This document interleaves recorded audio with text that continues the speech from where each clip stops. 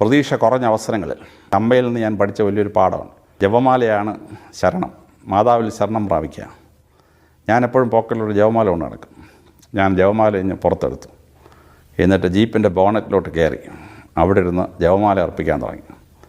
അപ്പോൾ ഈ മാക്കൂട്ടം മാർച്ചിന് വന്നിട്ടുള്ള ജനക്കൂട്ടത്തിൽ ഒരു 70% കത്തോലിക്കരായ കുടിയേറ്റ കർഷകരാണ്. അവർ നോക്കിയപ്പോൾ SP ജീപ്പിൻ്റെ ബോണറ്റിൽ കയറിയിരുന്ന് ജപമാല അർപ്പിക്കുന്നു. അവർ അവിടെയുള്ള പോലീസ് ഉദ്യോഗസ്ഥന്മാരോട് ചോദിച്ചു, എന്താണ് ഈ SP ജപമാല അർപ്പിക്കുന്നത്? അവർ പറഞ്ഞു, വെടിവെപ്പുണ്ടാവും, അപ്പോൾ ഒരുപാട് പേർ മരിക്കും. ഇവിടെ സിറ്റുവേഷൻ കണ്ടില്ലേ, അങ്ങ് പുറകോട്ട് ഓടാൻ പറ്റിയില്ല, സൈഡിലോട്ട് ഓടാൻ പറ്റിയില്ല, താഴെ ആറുമാണ്.